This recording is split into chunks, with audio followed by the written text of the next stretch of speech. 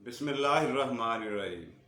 नाजरीन, आज 19 जून है, इतवार का दिन, शाम का वक्त, साल 2022। आपका अपना मेज़बान जावेद इकबाल नए प्रोग्राम, नई शाम के साथ, नए सवाल जवाब और नए शेर के साथ एक दफ़ा फिर से बफज़ल खुदा आपकी खिदमत में हाजिर है। आप सबको अस्सलामु अलैकुम रहमतुल्लाहि व बरकात।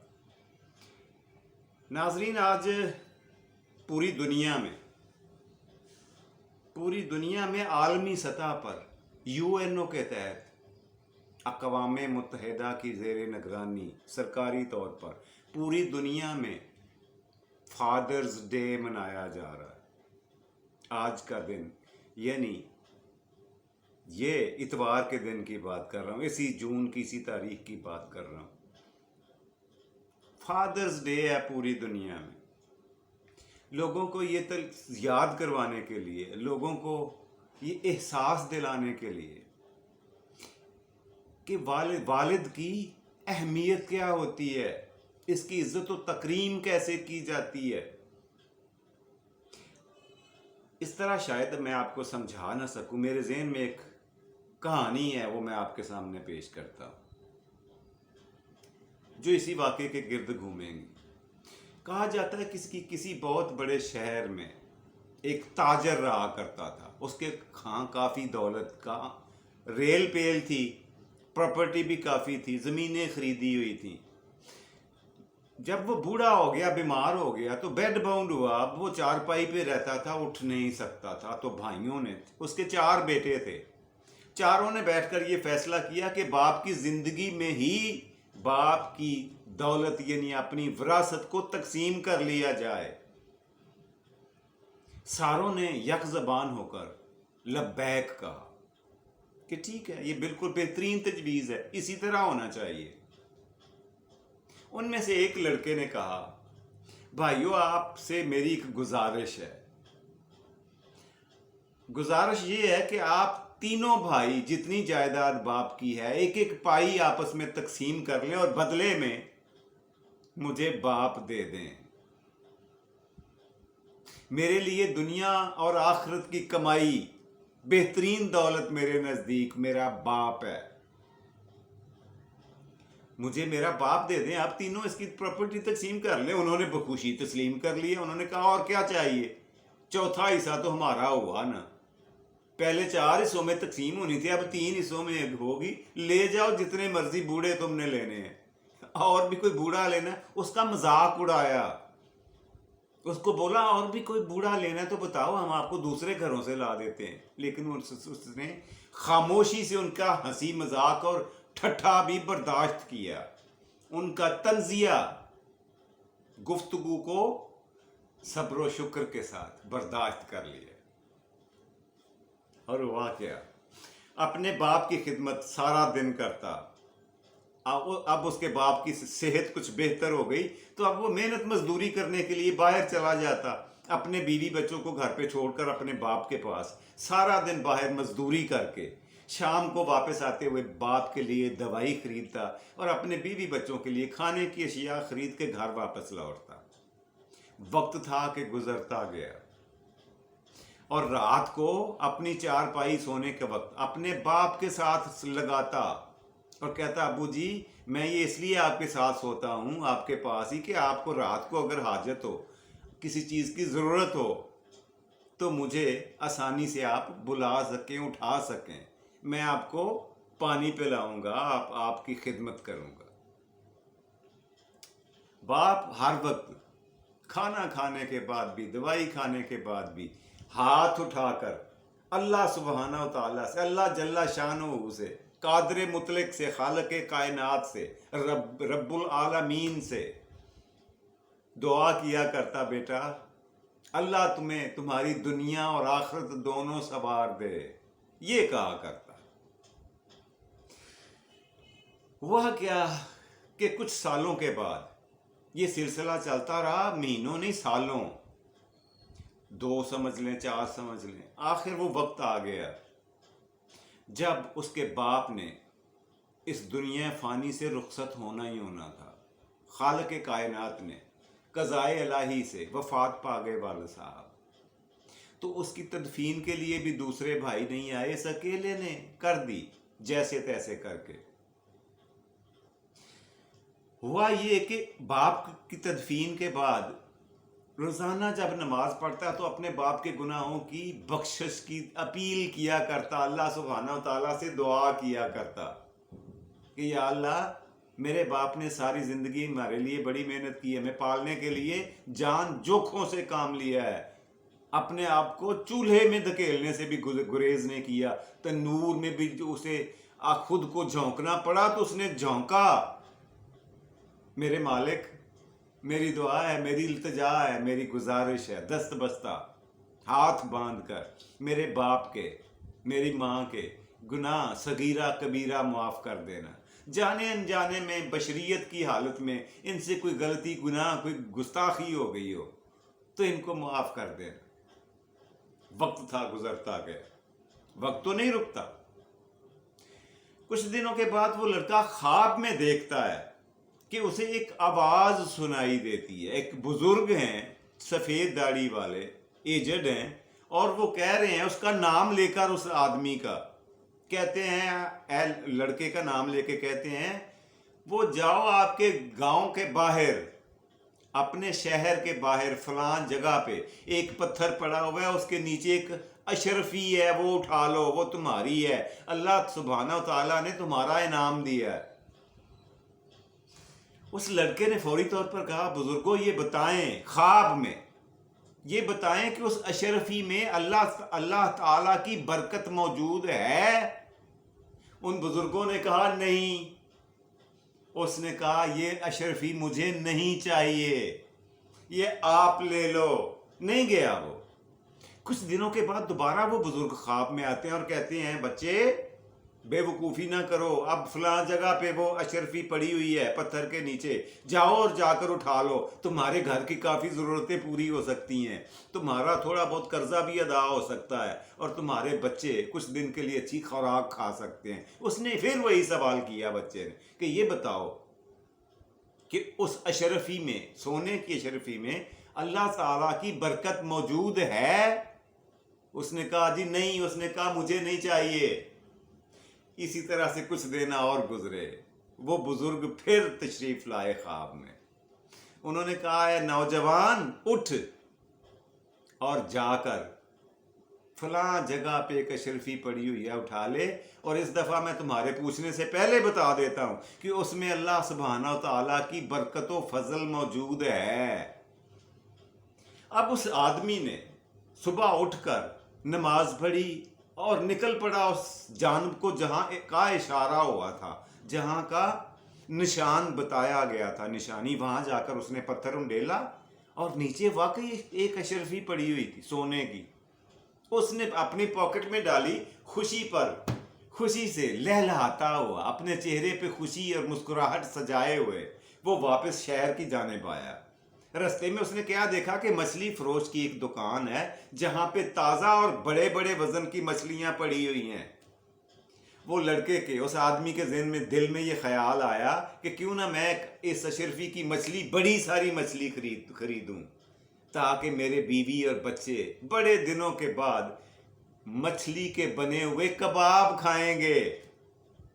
اس نے فوری سے اشرفی نکالی، مچھلی فروش کو دی، اور وہ سب سے بڑی مچھلی کپڑے میں ڈال کر اپنی پیٹھ پر لادی اور گھر لے گیا۔ اس کے بیوی بچے دیکھ کر بہت خوش ہوئے، انہوں نے چہچہانا شروع کر دیا، شور کرنا شروع کر دیا کہ اتنا بڑا مچھلی ہمارے گھر میں تو 2 دن گوشت پکے گا، ایسا کبھی ہوا نہیں۔ خیر اس کی بیوی نے جلدی چھری کانٹا نکالا اور اس کے پیٹ چاک کیا مچھلی کا، اس کی بوٹیاں کرنے کے لیے، گوشت بنانے کے لیے، اس کی کھال اتارنے کے لیے اس کا پیٹ چاک کیا، کاٹا اس کے پیٹ کو، تو اس میں سے ایک موتی نکلا،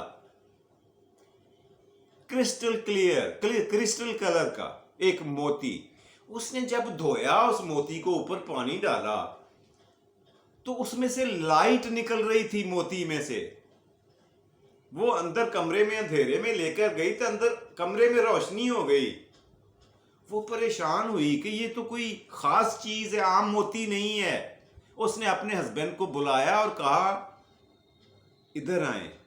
بات یہ ہے کہ یہ مچھلی کے پیٹ سے ایک موتی نکلا ہے، مجھے لگتا ہے کہ یہ قیمتی موتی، نایاب موتی ہے، آپ اس کو لے کر کسی خاص بندے کے پاس جائیں، اس بندے کے پاس جو موتیوں کی پہچان کر سکتا، اور یہ دو بندے کر سکتے ہیں، ایک جوہری اور دوسرا سونار۔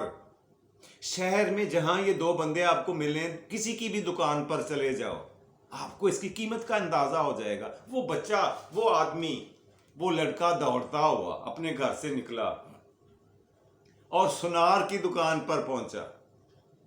سونار نے وہ موتی دیکھا، کبھی سورج کی طرف کر کے، کبھی بلب کی طرف کر کے، کبھی لائٹ میں، کبھی اندھیرے میں، چیک کیا اس نے ہر طرح سے۔ کھڑکانے بجانے کے بعد اس نے کہا، اے نوجوان، بات یہ ہے کہ اسے رومال میں باندھ لو، کسی کو دکھانا نہ، رستے میں کسی کو بتانا نہ، اور گھر میں بھی نہ رکھنا ابھی کے ابھی۔ اس کو وہ شہر کا جو بہت بڑا سونار ہے اس کے پاس لے جاؤ، شاید وہ اس کی قیمت دے سکے، اس لیے کہ یہ اتنا قیمتی موتی ہے کہ میں اپنی ساری دکان کا زیور بھی دے دوں تو بھی اس کی قیمت پوری نہیں ہوگی۔ اب وہ نوجوان کے لڑکے کے دل میں خیال آیا کہ اتنا بھی کیا قیمتی موتی ہو سکتا ہے یار، اس کی دکان میں تو لاکھوں کا زیور پڑا ہوا ہے، زیورات پڑے ہوئے ہیں، اور یہ سارے دے کر بھی اس کی قیمت، عجیب سی بات ہے۔ خیر، وہ چاروں ناچار اس نے رومال میں باندھا اور بتائے ہوئے ایڈریس پر بڑی دکان پر چلا گیا، اس سونار کے پاس جو تجربہ کار اور بوڑھا تھا، مالدار تھا، بڑی دکان تھی، اس کے پاس درجنوں لوگ ملازم تھے دکان پر، اور دکان بھی پچھلی دکان سے کوئی 10 گنا بڑی تھی، اور اسی لحاظ سے زیورات بھی زیادہ اور کافی پڑے ہوئے تھے۔ اس نے جا کر، لڑکے نے، نوجوان نے، اس آدمی نے وہ موتی کھول کر دکھایا سونار کو۔ سونار نے اسے عدسے کی مدد سے دیکھا، عدسہ ہوتا ہے ایک شیشہ، اس کی مدد سے زیادہ موٹا اور صاف نظر آتا ہے۔ اس نے اچھی طرح سے پرکھ کر، جانچ کر، پڑتال کر کے اس نے کہا، اسے رومال میں باندھو اور بادشاہ کے دربار میں چلے جاؤ، وہاں پر سرکاری جوہری اور سونار موجود ہے، وہ تمہیں اس کی اصلی قیمت بتا بھی سکتا ہے اور دے بھی سکتا ہے۔ میرے پاس، میری دکان میں اتنا پیسہ، اتنا زیور نہیں ہے کہ میں ادا کر سکوں۔ اب اس لڑکے کی چہرے پہ حیرت ہوئی کہ شاید میرے سے یہ مذاق کر رہے ہیں یہ لوگ۔ بہرحال وہ چاروں ناچار پھر سے بھاگتا ہوا، دوڑتا ہوا بادشاہ کے محل میں گیا، اور جا کر سرکاری محل میں بیٹھے ہوئے جوہری کو وہ موتی دکھایا۔ جوہری نے وہ موتی پکڑا اور بادشاہ سلامت کے کان میں کچھ کہا، اور اس کے بعد اس لڑکے سے کہا، یہ ہمارا آدمی تمہیں شاہی خزانے میں لے جائے گا ابھی کے ابھی۔ تم جتنے زیورات، جتنا سونا ایک گٹھلی میں باندھ کر، اکیلا اٹھا کر، سر پہ رکھ کر اپنے گھر لے جا سکتے ہو، اتنا سونا لے جاؤ۔ کیا تمہیں یہ سودا قبول ہے؟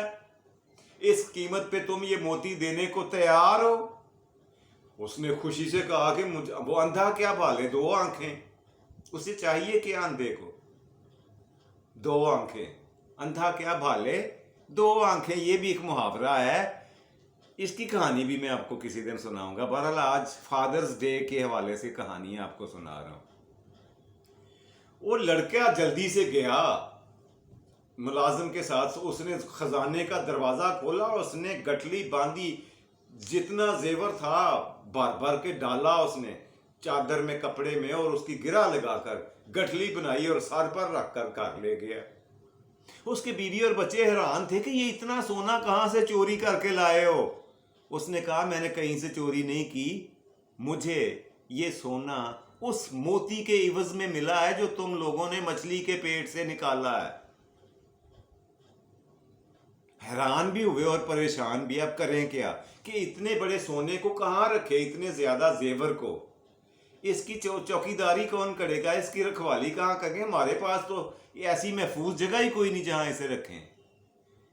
اس بچے نے اپنے باپ کا چھوڑا ہوا کاروبار انہی پیسوں سے شروع کیا، اور اپنے 3 بھائیوں کی ساری ملکیت 1/4 سے بھی خرید سکنے کے قابل ہو گیا۔ जितनी दौलत और जितना कारोबार 3 भाइयों के पास था, 1 महीने की दौलत के साथ वो कारोबार, वो सारी दौलत खरीद सकता था वो लड़का। फिर वो सो जाता है जी उसी रात। फिर वो बुजुर्ग ख्वाब में आते हैं और कहते हैं, ऐ नौजवान, ऐ अल्लाह के बंदे, तुमने बाप की खिदमत की, बाप के दिल से तुम्हारे लिए दुआ निकली, अल्लाह ने कबूल कर ली।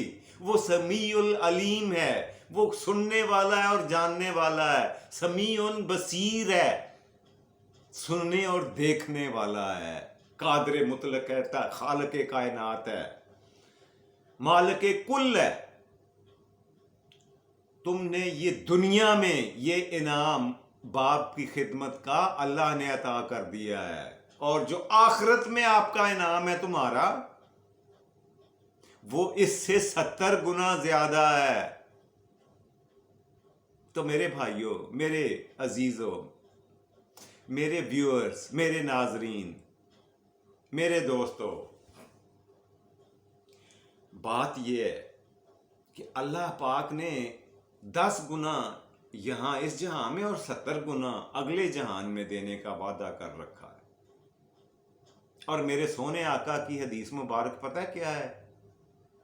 आका ने फरमाया था कि बदबख्त है वो शख्स, इंतहाई बदनसीब है, खाक आलूद हो उस बंदे की नाक। सहाबा इकराम ने पूछा किसकी?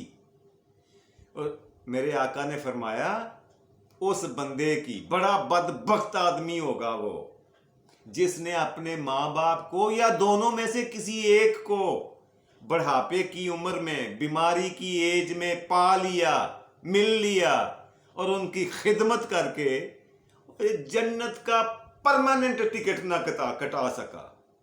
उससे बड़ा बदबख्त कोई नहीं है, उससे बड़ा बेवकूफ कोई नहीं है। तो भाइयों, ये जो ठीक है, अल्लाह सुब्हाना ताला ने माँ और बाप दोनों का रुतबा और मकाम मुतय्यन किया हुआ है। दोनों की अपनी अपनी जिम्मेदारियां हैं, दोनों की अपनी अपनी शान है, अपना अपना अपनी अपनी अजमत है, अपना अपना रुतबा है।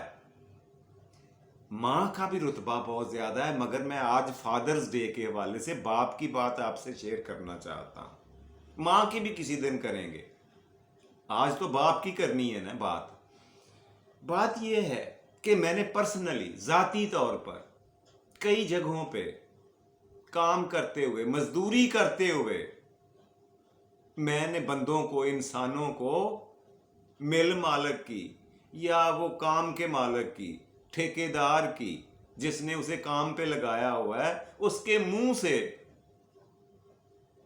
मां बहन की गंदी गालियां सुनते हुए देखा है, खुद देखा है मैंने।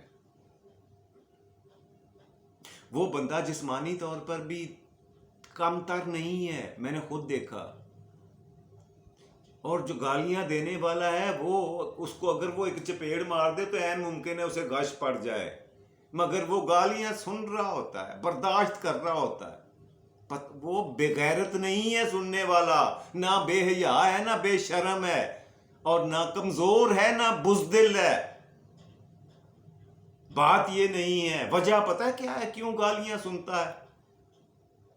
इसलिए कि उस रोजगार से उसके बच्चों का रिज़्क जुड़ा हुआ है। अपने बच्चों का पेट पालने के लिए वो वहां रोटी कमाने आता है। अगर वहां से उसे रोजगार नहीं मिले तो उसके बच्चों को चाहे वक्ती तौर पर ही सही, खाने में, रोजमर्रा की चीजें लेने में दुश्वारी हो सकती। सिर्फ एक इस ख्याल ने उसे क्या क्या सुनने पे मजबूर नहीं कर दिया। उसने अपना ज़मीर, अपना अंदर का इंसान तक मार दिया। वरना कौन इस तरह की गंदी गंदी गाली गलोच सुनता है, और वो भी मुंह पे खड़े होके, सामने खड़े होके, और वो भी बगैर किसी उज़र के, बगैर किसी एतराज के, बगैर किसी गलती के, बगैर किसी गुनाह के। तो ये थी जी आज की कहानी जो मैं आपकी खिदमत में पेश करना चाह रहा था। गर उफ्तुद कबूल शुद ज़े नसीब। उम्मीद है आप लोगों को पसंद आई होगी। तो आज फादर्स डे है, मेरी तरफ से आप सब लोगों से गुजारिश है कि अपने अपने बाप अगर ज़िंदा हैं तो उनको विश करें, और अगर इस दुनिया में नहीं हैं तो कम से कम एक दफ़ा सूरत फातिहा पढ़ के उनके लिए साले सवाब कर दें। आज के दिन आप ये तो कर सकते हैं, इजीली कर सकते। गुजारिश है आप सब लोग जी। आज के प्रोग्राम का पहला सेगमेंट यहीं पे ख़त्म करते हैं। दूसरा और मज़ेदार सेगमेंट है आज का सवाल। आज का सवाल ये है, लेकिन पिछला सवाल पहले हो जाए। कल पिछले प्रोग्राम में मैंने ये पूछा था कि ये फरमाएं कि इंग्लैंड के शहर लंदन में ज़ेरे ज़मीन रेलवे सिस्टम निज़ाम ट्रेन का इफ्तिताह कब हुआ था, ये कब जारी हुआ? तो वो तारीख, वो साल था जी 1890। अंदाज़ा करें, 1890 में ज़ेरे ज़मीन रेलवे काम करना शुरू हो गई थी लंदन में। अंदाज़ा लगाएं कि वो कब की कौम बनी हुई है और हम कहाँ पे खड़े हुए हैं, आप इजीली देख सकते हैं। आज के प्रोग्राम का सवाल नोट फरमाएं। आज आपसे क्या पूछूं? चलिए ये पूछ लेते हैं कि ये फरमाएं कि ये एक लफ्ज़ होता है बिजली का बल्ब। क्या लफ्ज़ होता है ये? बिजली का बल्ब। कोई बताएगा कि उर्दू में इसे क्या कहेंगे? आपकी ज़हानत की, आपकी काबिलियत का थोड़ा टेस्ट हो जाए। ये बताएं कि बिजली के बल्ब को उर्दू में क्या बोलेंगे? उम्मीद है दिलचस्प सवाल है और आपका जवाब भी इसका ज़रूर देंगे। तीसरा और आखिरी सेगमेंट, आज का शेर। आज का शेर फिर मैं फादर को ही डेडिकेट करूंगा। डेडिकेशन जो है वो बाप को करेंगे हम सब मिलकर, अपने अपने बाप को। शेर कुछ इस तरह से है, मुझको थकने नहीं देता है ज़रूरत का पहाड़। मुझको थकने नहीं देता है ज़रूरत का पहाड़। मेरे बच्चे मुझे बूढ़ा नहीं होने देते। ये था साईं आज का प्रोग्राम। इसके साथ ही अपने मेज़बान जावेद इकबाल को इस प्रोग्राम से इजाज़त दीजिए। इंशाअल्लाह अज़ीज़ बशर्ते ज़िंदगी सुबह आपसे मुलाकात होगी। खुश रहें, खुश रखें, खुशियाँ बांटें और खुशियाँ समेटें। अपना और अपने प्यारों का ढेर सारा ख्याल रखा करें। रब रखा और पाकिस्तान जिंदाबाद।